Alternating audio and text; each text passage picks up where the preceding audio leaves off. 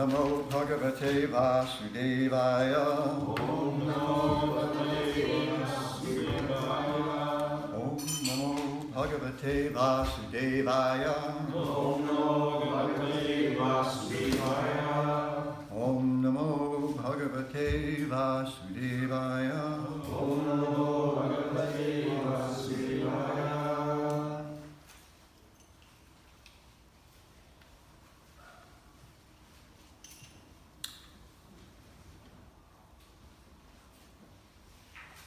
Today we'll take a look at Srimad Bhagavatam, Canto 3, Chapter 15, Text 32.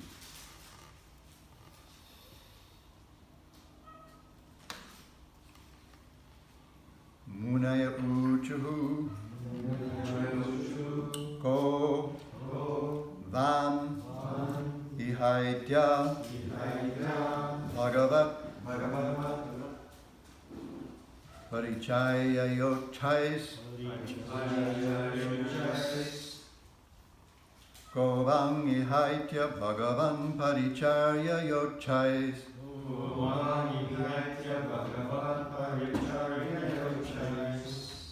Tat Dharminam Nivasatam Vishama Swabhava Tadharminam Nivasatam Vishama Swabhava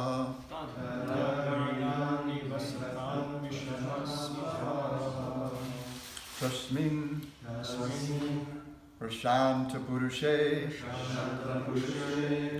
Gata Vigrahe Vam Tasmin Prashanta Purushe Gata Vigrahe Vam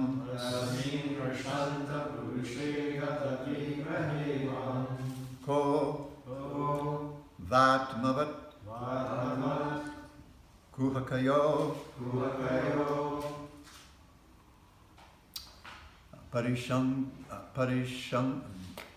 Parishankaniya Kovatmavat Kuhakayo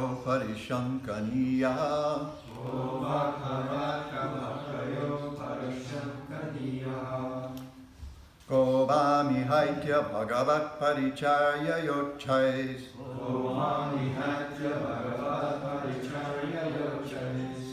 Tadharminam Nivasatam Vishame Swabhava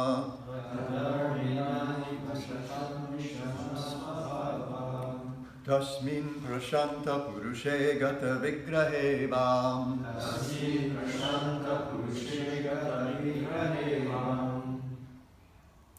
Kovatma Vatkuhakayo Parishankaniya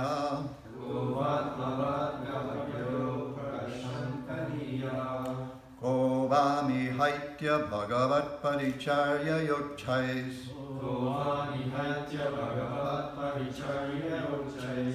Tadharminam Nivasatam Visham. Okay, I'm going to rewind here. Tadharminam Nivasatam Vishama Swabhava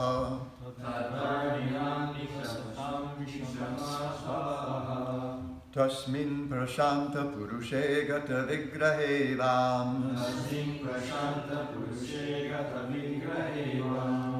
Kovatmavat Kuhakayo Parishankaniya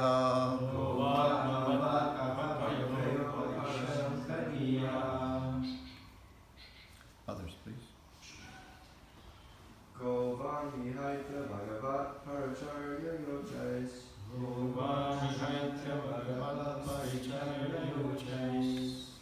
Tadharminam Nivasatam Vishama Svabhava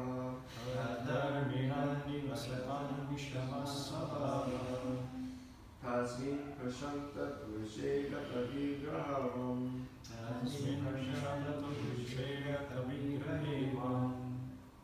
Kovatmavat Kuhakayo Parashankaniya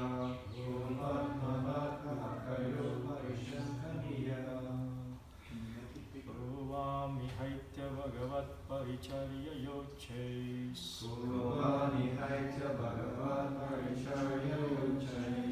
Dharminam nivasatam vishama svabhavaha. Tasmin prashanta purushe gata vigrahe vam. Bhuvat bhavat kuhakayo parishankaniyaha. Bhuvam Nihaitya Bhagavat Paricharya Yochais. Bhuvam nihatya bhagavat parichaya yochais. Dharminam nivasatam visamavasvabhava. Dharminam nivasatam vishamasvabhavaha. Tasmin prasanta puruse gata vigrahe vam. Tasmin prashanta purushe gata vigrahe vam. Bhuvat kuhakayo parishankaniya. Bhuvat bhavat kuhakayo parishankaniya.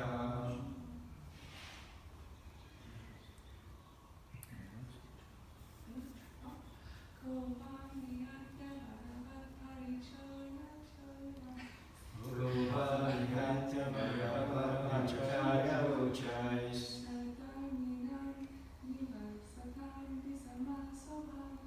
Tadharminam nivasatam vishamasvabhavaha.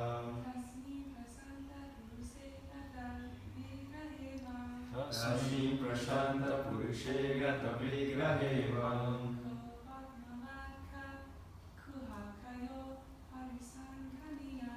Bhuvat bhavat kuhakayo parishankaniya. Okay, that's it. You're one of us now. No wiggling off the hook. Thank you. Thank you for being bold enough to take that shot.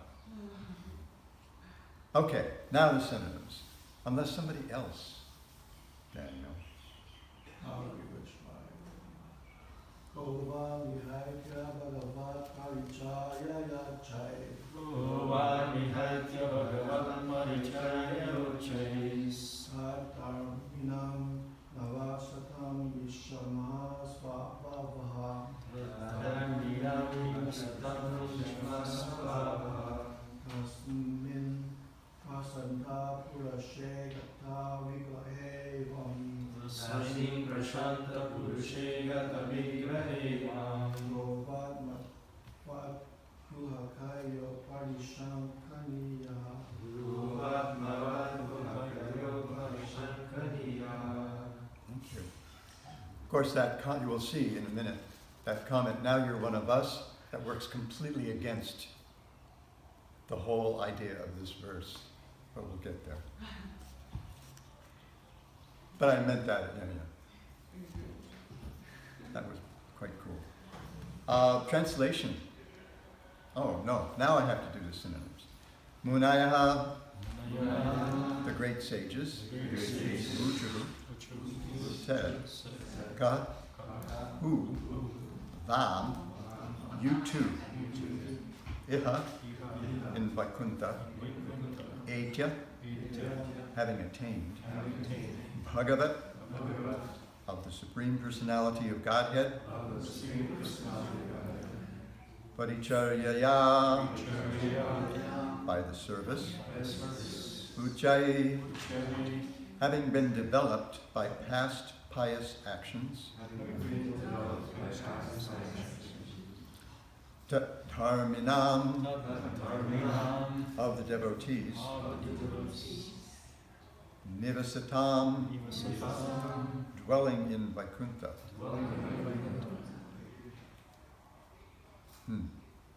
Nivasatam. Dwelling in that pure place, right? Vishamaha, discordant. Swabhava, mentality. Tasmin, in the Supreme Lord. Prashanta Purushe, without anxieties. Gata Vigrahe, without any enemy. Vam, of you too. Ka, who, va, or atmavat, like yourselves. Kuhakayoho, maintaining duplicity. Parishankaniya, not becoming trustworthy. The sages said, who are these two persons who have developed such a discordant mentality, even though they're posted in the service of the Lord in the highest position, and are expected to have developed the same qualities as the Lord? How are these two persons living in Vaikuntha? Where is the possibility of an enemy's coming into this kingdom of God? The Supreme Personality of Godhead has no enemy. Who could be envious of him? Probably these two persons are impostors. Therefore, they suspect others to be like themselves. Okay, so save it for questions. That's cool. Responsibly, please. The sages said, who are these two persons who have developed such a discordant mentality, even though they are posted in the service of the Lord in the highest position, and are expected to have developed the same qualities as the Lord? How are these two persons living in Vaikuntha? Where is the possibility of an enemy's coming into this kingdom of God? The Supreme Personality of Godhead has no enemy. Who could be envious of him? Probably these two persons are impostors. Therefore, they suspect others to be like themselves.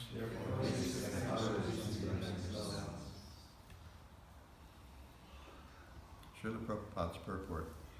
The difference between the inhabitants of a Vaikuntha planet and those of a material planet is that in Vaikuntha, all the residents engage in the service of the Lord himself and are equipped with all his good qualities. It has been analyzed by great personalities that when a conditioned soul is liberated and becomes a devotee, about 79% of all the good qualities of the Lord develop in his person. So if we do math, 79% is how much percentage out of how many qualities? How many out of how many qualities?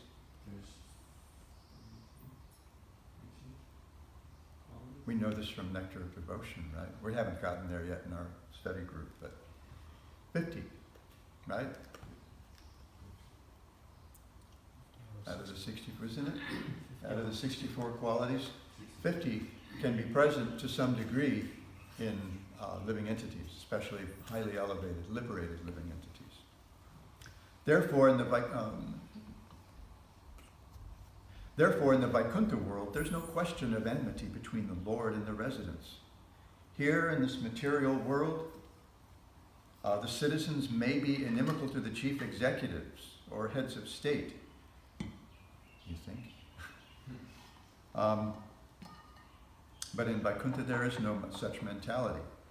One is not allowed to enter Vaikuntha unless he has completely developed the good qualities. The basic principle of goodness is to accept subordination to the Supreme Personality of Godhead. The sages therefore were surprised to see that the two doormen who checked them from entering the palace were not exactly like the residents of Vaikuntha Loka. It may be said that a doorman's duty is to determine who should be allowed to enter the palace and who should not. But that is not relevant in this matter because no one is allowed to enter the Vaikuntha planets unless he has developed 100% his mentality of devotional service to the Supreme Lord.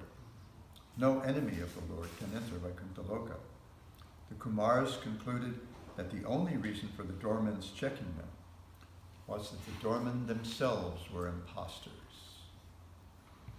Om Ajnanatimirandhasya Jnananjana Shalakaya Chakshurunmilitam Yena Tasmai Shri Gurave Namaha. Mukhaṁ karoti vachalam pangum langhayate girim vikripatamaham vande Shri Gurum Dinataranam. Shri Chaitanya Manobhishtam Stapitam Yena Bhutale Swayam Rupa Kadamahyam Dadati Swapadantikam. Mancha kalpatarubhyascha kripa sindhobhya cha patitanam pavanebhyo vaishnavebhyo namo namaha.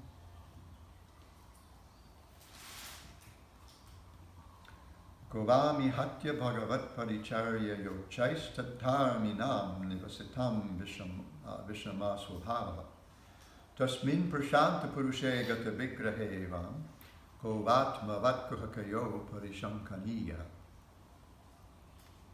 Who are these two persons who've developed such discordant mentality, even though they're posted in the service of the Lord in the highest position and are expected to have developed the same qualities as the Lord? How are these two persons living in Vaikuntha? Where is the possibility of an enemy's coming into this kingdom of God? The Supreme Personality of Godhead has no enemy. Who could be envious of him? Probably these two persons are impostors. Therefore, they suspect others to be like themselves.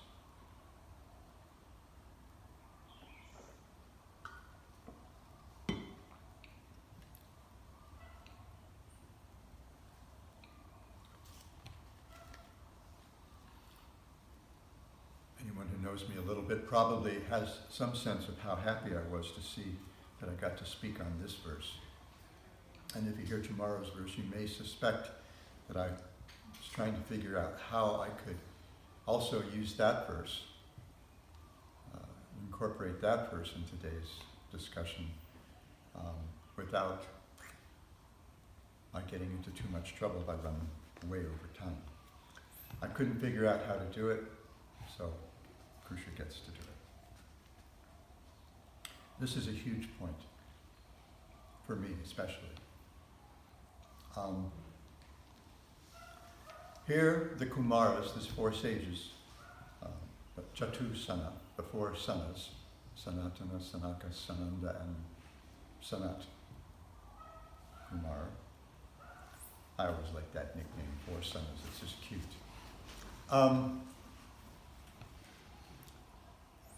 They appear to detect in these two gatekeepers something quite incongruous with the Vaikuntha mentality.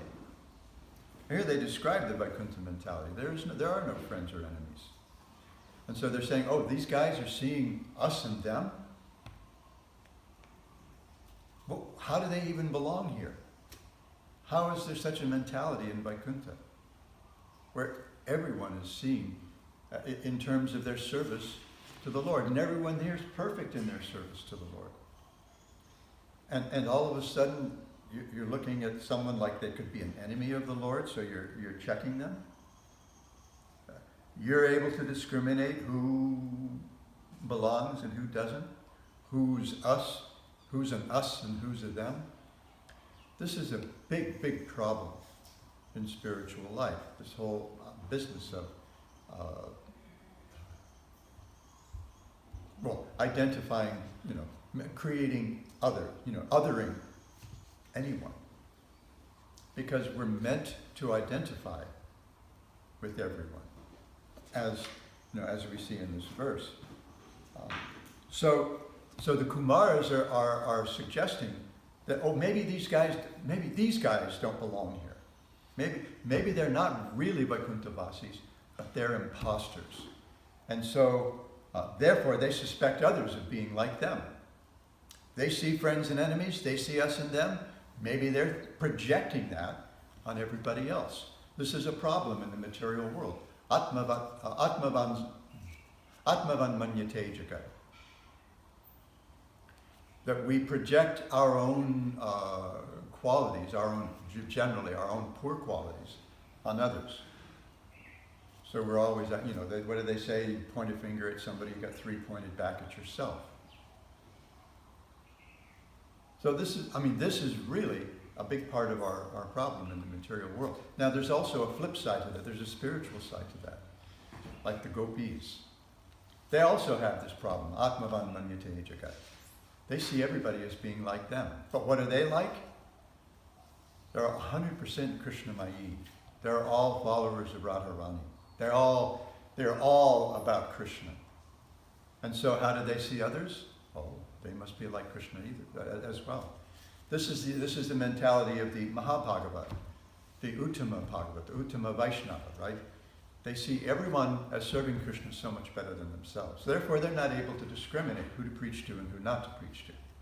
Who are you going to preach to if everybody's more elevated than you are? You just want to serve them, right? And then you've got the other end. You've got the Kanishta Vaishnavas, who also can't discriminate properly, because they see everything in terms of themselves. So they see their conception of God as it. And so we've got God only. Maybe he doesn't even know how many religions we have in this little planet of ours now. I remember hearing maybe 50 some odd years ago, there were something like 257 Protestant denominations. I'm guessing there's like probably 1,257 Protestant denominations now. You know? And then you've got members of the Catholic Church who can't stand other members of the Catholic Church. Because you've got these like old-fashioned Catholic folks, you know, and they got to have the Latin Mass, and they got to have all these, you know, heavy rules and things that, I mean, they're like anti-Vatican II, right? And they want to wind the clock back to before Vatican II. I used to listen to a radio station when I was teaching in California. There's a class of university and college professors, instructors, who teach part-time. We cobbled together a living teaching on different campuses, some in different community college, different districts, and different university campuses as well. There's a period where I was teaching, I think, 8 writing classes on 3 different campuses. I started my semester with 192 students. I used to joke that it would take me about 3 weeks to get, to know who everybody was. If you got 190 students, it would probably take me till the end of the semester before I knew all the students. And we called ourselves Freeway Flyers. So I got to listen to a lot of, I had CDs or tapes or whatever in my car, and I could listen to kirtan and lectures, but I would also listen to, I guess, NPR. But there was a Christian station out of Orange County that I would sometimes listen to, because they would have these kind of philosophical programs on. But it was interesting to see how much at each other's necks different Christian groups were over little tiny ideas of philosophy. And they just couldn't admit that the other people were actually sincere Christians, could be sincere Christians. I think I might have mentioned before, when I was a kid, I seemed to have had a sort of ecumenical spirit my entire life, because I can go back to when I was in elementary school.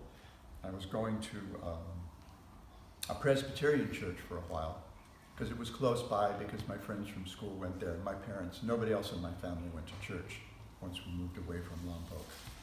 We went to church in Lompoc every Sunday because we were from a prominent family. We were from one of the town's founding families, and people watched us. So even though my dad was an agnostic, hard agnostic, we went to church, and I got baptized, and Hilda got baptized, and Lenny got baptized. But once we moved away from Lompoc, I was the only person who went to church anymore. So here I was, 9, 10, 11 years old, going to church, going to Sunday school, part of the children's choir at this church. And then in the 6th grade Sunday school, they started teaching us about how bad Catholics were. Well, I had 3 Catholic girls living right next door to us, and I was friends with them. And they seemed just as Christian as anybody else. What the heck was that about? And I could only take so much. I eventually stopped going to Sunday school, because I just couldn't do it anymore. I'm still going to church, still in the children's choir, because all my little fellow gang member friends we were all in the children's choir. But I just couldn't do that anymore. And I ended up later, when I was a teenager, becoming an Episcopalian, because I met this Episcopalian priest who had this, and this was the very early 60s, had this very broad ecumenical spirit. And it just blew my mind. I just thought, this is where it's at. So this whole us and them thing is sometimes a little hard for me to process, especially among devotees. So here, now there's a problem with the Kumar's perception as well, as we'll see, because the Kumars, they should be like Chitraketu, or like Shiva in the Daksha Yajna. Just whatever people said, just fog it, as they used to say. I think there's a book from the 70s, Shri Pancha Tattva Ki Jai. There's a book from the 70s called I'm Okay, You're Okay. I think that's the book that this technique was in. And there was this technique called fogging. Well, people will say things to you, say things about you, to you, and you just absorb it like the fog. Like you cuss into the fog and it just kind of like, it just gets absorbed into the fog. It doesn't get broadcast very far. So you just absorb it and you just don't let it bother you. This is hard. People say things about you. But this is how, because they're Atmaramas, this is how the Kumars should have been seeing things. But because, as we pointed out the other day, this is a Leela, this is all a setup by the Lord. So Jaya and Vijaya, the innermost doorkeepers, they shouldn't have barred the Kumars from entering. Because the Kumars didn't have any inimical mentality. They were Atmarama. They did see everyone as the same. So that's problematic, as the Kumars are pointing out here. But the Kumars also shouldn't have taken such umbrage. Like, oh my God, how dare you treat me like that? Don't you know who I am? No. Who are you? You're like a little crew of 5-year-old boys running around naked, and you think you can go gallivanting around Vaikuntha like that? You don't look like you fit in. So this whole us and them mentality, it's just completely inimical to the Vaikuntha atmosphere. It just doesn't belong. And I'm already starting to worry.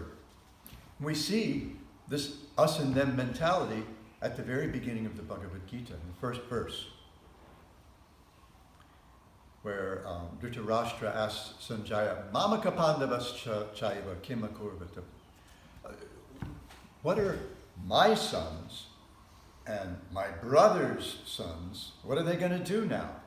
They're gathered on this battlefield. What are they going to do? He's created an us and them situation. And he hasn't been able to let go of this us and them situation, no matter what happened. Krishna even showed him his universal form. And Dhritarashtra's response to that was, oh geez, if that's what it means to see, let me be blind again. That works for me. If what it means to see is to see something like that, yikes. Nothing would work, because he was so attached to his sons. And his sons were not nice. I mean, their names all start, so, the most famous ones, Dhritarashtra, Dushasana, Dumuk, they're all, so many of their names start with Du, which means bad. It's bad seed, right? All 100 of them, bad. But he was they're my kids. I can't see any fault in my kids. And so you see, Mamaka Pandavas chaiva kim akurvata sanjaya. What are they about to do? Them and us and them. My boys and his boys. He's othering his own nephews. These guys grew up, these are first cousins. Those of us who grew up with our first cousins, we know what that bond is like. They're almost like our brothers and sisters, except we don't actually live with them. But we identify really closely with them.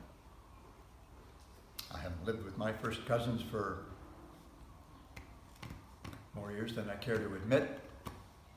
But we still feel this bond, even though, we disagree about so many things, politics, religion, whatever. But when we're together, it's, we're family. So this is the mentality of Vaikuntha, is that we're all family. There's a verse from one of the Upanishads, the Maha Upanishad, that says, Ayam bantur ayam neti gunana lakuchetasam udara charitanam tu vasudhaiva kutumbakam. Ayur bandam ayur neti gunana. These are my friends, and these are not part of my crew. Lakuchetasam, that is lightweight mentality. That is a narrow mentality, small-mindedness. But to those of noble character, udara charitanam, those who have noble character, vasudhaiva kutumbakam, the whole world is one family. So this is all, here we see these, at the beginning of the Battle of Kurukshetra, these are first cousins who are squaring off against each other. They're all one family. And they grew up together. They studied together. They played together. Not always so nicely. Dhritarashtra and Bhima didn't. They just didn't get along. There was bad chemistry between the two of them.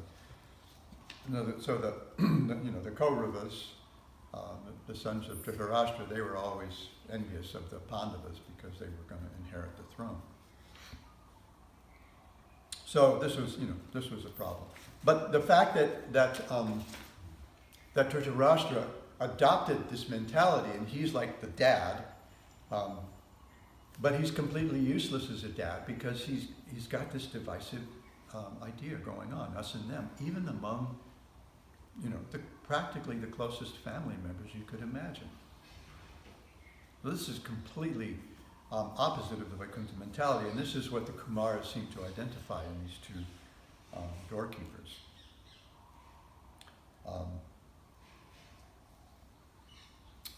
It's starting to get worried now.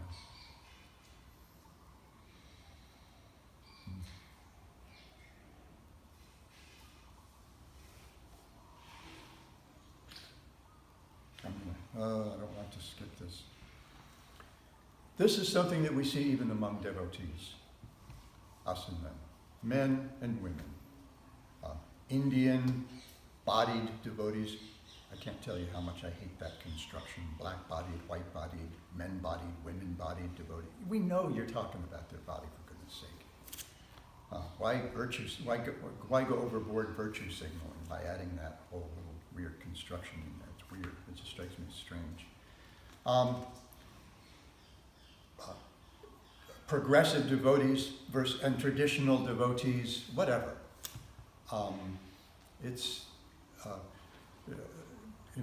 We identify, we like this politician, we don't like that politician. I mean, what is that about? It's craziness. So that's just antithetical to the mentality that we see, that we learn from Srimad Bhagavatam. I'm going to have to skip. This is one of my favorite Karmi book passages that I love to share, but I'm going to get into too much trouble if I do that. Because there are a couple of things from the first canto of the Bhagavatam that I want to share. First is the first couple of paragraphs of Srila Prabhupada's preface to Srimad Bhagavatam. This is a wonderful short piece of writing. It's so beautiful. For many devotees, this is one of their favorite passages in Srila Prabhupada's writing. We must know the present need of human society. And what is that need?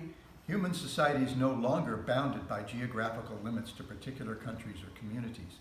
I mean, come on, he's writing this in the late 1950s.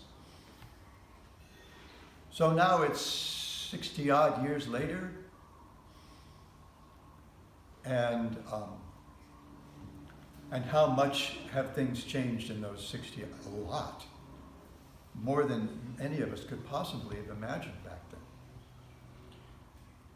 Human society is broader than in the Middle Ages, and the world tendency is toward one state or one human society. The ideas of spiritual communism, according to Srimad Bhagavatam, are based more or less on the oneness of the entire human society, nay, of the entire energy of living beings. The need is felt by great thinkers to make this a successful ideology. Srimad Bhagavatam will fill this need in human society. It begins, therefore, with the aphorism of Vedanta Sutra, Janmadyasya yataha, to establish the ideal of a common cause. Everything is generated from him. Everyone, everything comes from him. We are all one family. Janmadyasya yataha. Human society at the present moment is not in the darkness of oblivion. It has made rapid progress in the field of material comforts, education, and economic development throughout the entire world. But there is a pinprick somewhere in the social body at large, and therefore there are large-scale quarrels even over less important issues. There is a need of a clue as to how humanity can become one in peace, friendship, and prosperity with a common cause. Srimad Bhagavatam will fill this need, for its cultural presentation is for the re-spiritualization of the entire society. We see that in the very first verse of the Bhagavatam, that this is this is being presented for the welfare of all. Okay, and then I want to, if I can figure out how to navigate. There we go. And this will be familiar to those of you who've listened to and heard any of my classes and who know me at all. This is from Srila Prabhupada's purport to the second verse of the Srimad Bhagavatam. Dharma prochita kaitavotra paramo nirmatsaranam satam. So he's telling us, well, there are a couple of things going on. We were discussing this last night in our Nectar of Devotion meeting as well, that the Srimad Bhagavatam picks up at the next step from where the Bhagavad Gita left off. Bhagavad Gita left off with this imperative. Sarva dharman parityaja mamekam sharanam vraja. Sarva dharman parityaja. Give up all conventional ideas of dharma, what dharma is. Completely reject them. Not just give them up. He doesn't just say tyaja. He says parityaja. Completely reject them. Throw them out, flush them. And take shelter in me exclusively. And the Bhagavatam begins with the very next step. Past passive, I think it's described. Tense. Okay, this is for those who have already given up dharma prauchita. Prauchita is the same thing as parityaja. Completely rejected. For those who have completely rejected all kinds of cheating religion, all kinds of conventional ideas of what dharma is, any sense of dharma that has a tinge of self-interest, this is for them who've completely given that up. Because their hearts are satam, they're pure. Why are they pure? Nirmatsaranam. They have no enviousness. There's no sense of competition among them. Nobody's jockeying for position. Nobody's trying to get the resources that somebody else has. And why is that? Because there is no self-interest in their sense of dharma. It's all about Krishna. So in his purport, this will sound familiar actually.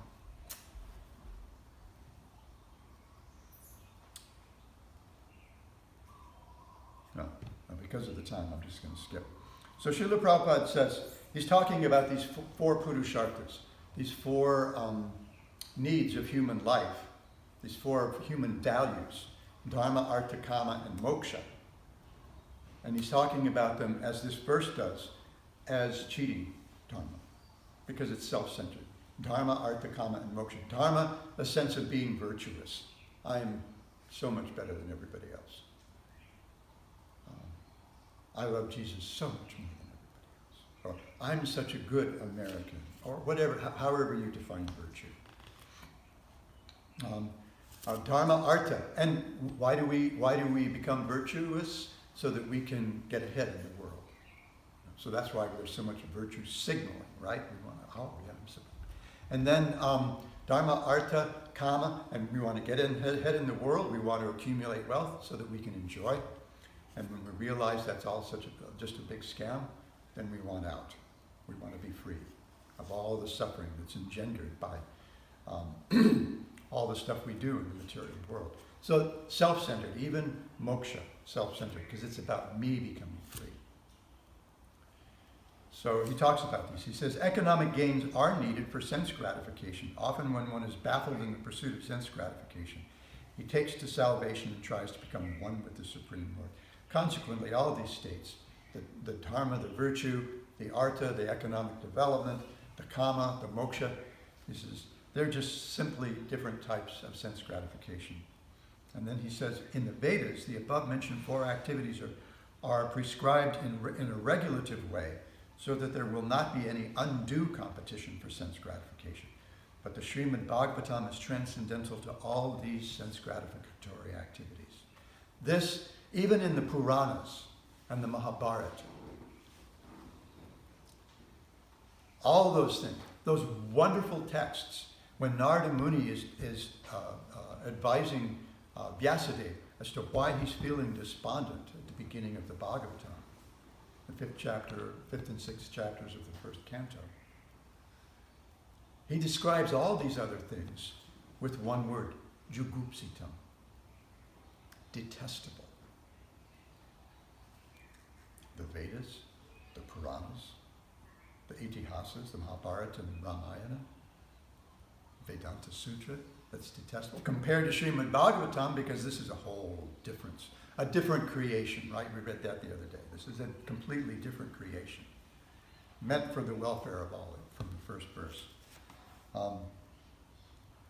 So he says, it is purely, Srila Prabhupada writes, it is purely transcendental literature which can be understood only by the pure devotees of the Lord who are transcendental to competitive sense gratification. In the material world, there is keen competition between animal and animal, man and man, community and community, nation and nation. I mean, it's crazy.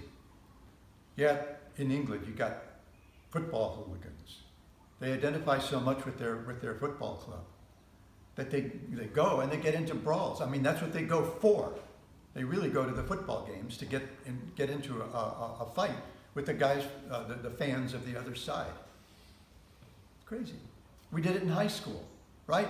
Mount Vernon kids would have fights with Groveton kids. That was kind of like the closest high school, so they were our biggest competitors. They were also our friends because they didn't live all that far from us. Crazy. And nation. But, he says, and here's some sentences that completely changed my life.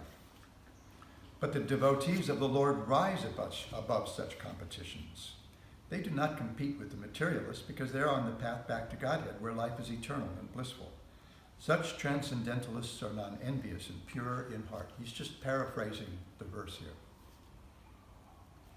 In the material world, everyone is envious of everyone else, and therefore there is competition. And here's the sentence that changed my life and that I hope will come more and more each day to define my life. But the transcendental devotees of the Lord are not only free from material envy, but are well-wishers to everyone, and they strive to establish a competition-less society with God at the center. I swear to God, when I read that sentence in 1969 or 1970, it hit me like an avalanche. This is the revolution we're all looking for. And somehow or other, I've stumbled across it. I don't know how that happened. And I couldn't, after that, I was already intrigued by what I read in Bhagavad Gita. But when I read this sentence, I just thought, okay, this is it. This is meant to bring about a revolution in the mentality of impious human beings. And this Bhagavatam serves as a beacon, a light to human society, to show us how we can actually live a life free from anxiety. Vaikuntha means no anxiety. Why no anxiety? Because there is no us in them. There's no othering. Now, there may be circles that are more intimate than others. Just like we see, you've got the Manjuris, and then you've got the Sakis, and then you've got the Ashtasakis. They're very close to Radharani.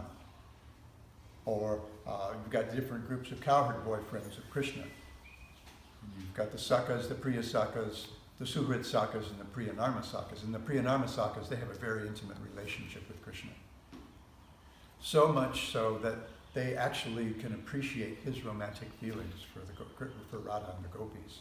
And they do what they can to facilitate it. They become partners in crime. The other cowherd boys are not so clueless. You know, like at lunchtime, after lunch, Krishna will say, "Oh, you guys stay here, take a nap. Me and some of my buddies, Subal and Ojasvi and Arjuna and Madhu Mangala, we got to go take care of something. You know, and what's he going to go take care of? Well, he's going to go meet Radharani. And these guys are intimately involved in making the arrangements for that. So there may be like progressively intimate kind of circles of friendship. But there is a oneness among them. They are all about Krishna. They're all Krishnamaya or Krishnamayi. And that's Vaikuntha life. That's Goloka life. And that's really our goal, this oneness in love. So this whole, you know, the idea of us and them, especially among devotees. Srila Prabhupada wrote me personally, we are all one family.